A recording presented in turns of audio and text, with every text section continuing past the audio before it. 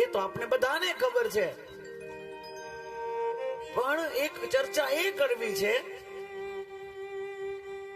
કે જ્યારે રામ ભગવાન જ્યારે આ પૃથ્વી ઉપર આવ્યા અને લંકામાં જવાનું હતું, સેતુ બંધ કરવાનો હતો, તો દરિયામાં પથ્થરો નાખવાના હતા. ત્યારે નાના નાના પથ્થરે શું અરે હનુમાનજીએ સીધી કીધું કે આવડા આવડા નાના નાના પથ્થરથી આ દરિયો કેદી પુરાય, આના માટે તો કોઈક મોટું કાર્ય કરવું જોઈએ. અને હનુમાનજી તરત જ ગયા હિમાલયની 100 પર્વતમાળામાંથી એક પર્વત લે પધરાવે, બીજો પર્વત લે પધરાવે. એમ હનુમાનજીએ જયારે ચાલુ કર્યું ને એક પર્વત ઉપાડ્યો અને રસ્તામાં પહોંચ્યા ત્યાં તો અવાજ આવ્યો કે સેતુ બંધ થઈ ગયો છે, જે લોકો જ્યાં ગયા હોય આવી જાઓ, હવે કોઈ વસ્તુની જરૂર નથી, સેતુબંધનું કાર્ય પરિપૂર્ણ થયું. અડધે રસ્તે જ્યારે ખબર પડી છે હનુમાનજીને, તો હનુમાનજી મહારાજે એ પર્વતને ત્યાં નીચે મૂક્યો.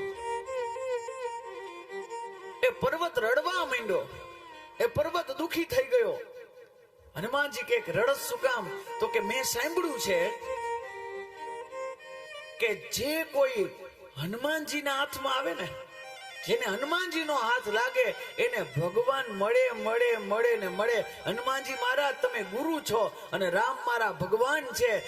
મને હરખ હતો કે તમારો હાથ અડ્યો છે ને એટલે હું ભગવાનના ચરણ સુધી જઈશ. હું જ્યારે જઈશ ને સમુદ્રમાં, રામના ચરણ મારા પાસે આવશે, મારી ઉપર રામના ચરણ મળશે, એનો મને આનંદ હતો. પણ હવે એ નહીં થાય.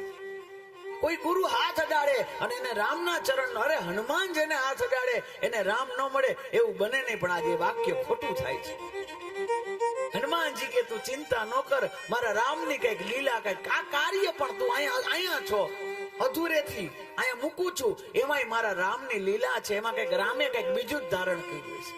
હનુમાનજીએ ધ્યાન કરીને કીધું કે તું ચિંતા ન કર, તું મારા હાથમાં નહીં, ગુરુના હાથમાં ક્યારે પણ આવે એને રામ ભગવાનના ચરણ મળે મળે મળે મળે મળે. પણ હજી તારું પુણ્ય ઘટે છે, થોડોક સમય તું રાહ જો.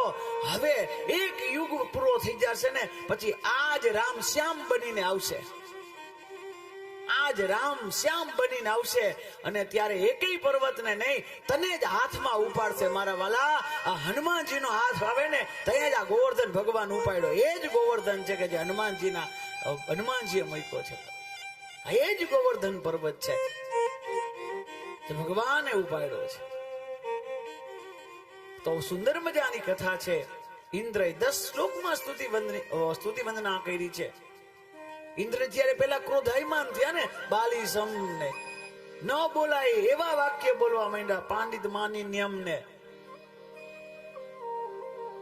વાચાલમ, ભગવાનને આવા વાક્ય કીધા છે. જયારે ખબર નહોતું ભગવાનનું સામર્થ્ય શું છે ત્યારે વાચાલમ.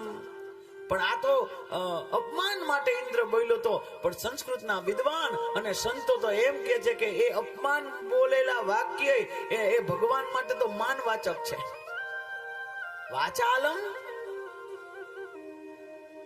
તો સંસ્કૃતના વિદ્વાન કે છે વાચાલમ, વાચા અલમ, જે વાણીથી પામી ન શકાય એવા ઈશ્વર છે.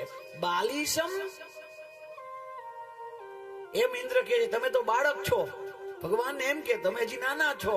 બાલિસમ એનો પણ વિદ્વાન અર્થ કરે છે. બાલિસમ એ બાલિસમ નથી, બાલિસમ આ કોણ છે? કૃષ્ણ.